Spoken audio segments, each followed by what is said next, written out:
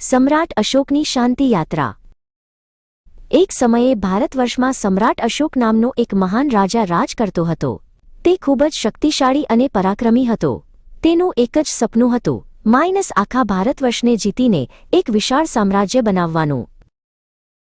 તેની સેના ખૂબ જ મોટી અને બહાદુર હતી। જ્યાં પણ તે યુદ્ધ કરવા જતો ત્યાં વિજય તેનો જ થતો।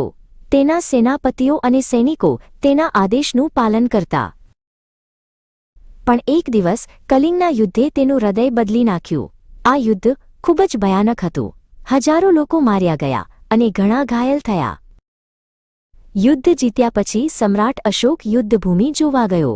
તેણે ચારે બાજુ મૃતદેહો અને ઘાયલ લોકોના દર્દનાક ચહેરા જોયા। બાળકો રડી રહ્યા હતા અને માતાઓ શોક મનાવી રહી હતી। આ દ્રશ્ય જોઈને તેનું હૃદય કંપી ઉઠ્યું। તેને સમજાયું કે આ વિજયમાં કોઈ આનંદ નથી, માત્ર દુઃખ અને વિનાશ છે। તેણે પોતાની જાતને પૂછ્યું, શું આ જ સાચો વિજય છે? ત્યારે જ તેની નજર એક શાંત અને દયાળુ ભિક્ષુ પર પડી। ભિક્ષુ શાંતિપાલ શાંતિ અને અહિંસાનો સંદેશ આપી રહ્યો હતો। ભિક્ષુ શાંતિપાલના શબ્દોએ અશોકના હૃદયને સ્પર્શી લીધું। તેણે યુદ્ધનો માર્ગ છોડીને શાંતિ અને પ્રેમનો માર્ગ અપનાવવાનું નક્કી કર્યું। તે બૌદ્ધ ધર્મનો અનુયાયી બન્યો।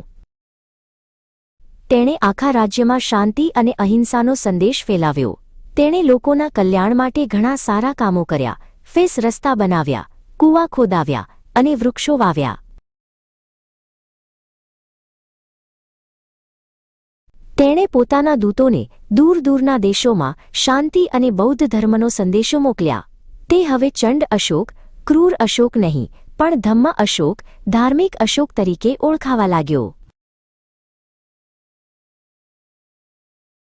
સમ્રાટ અશોકે બતાવ્યું કે સાચી શક્તિ વિજયમાં નહીં, પણ પ્રેમ, દયા અને શાંતિમાં છે।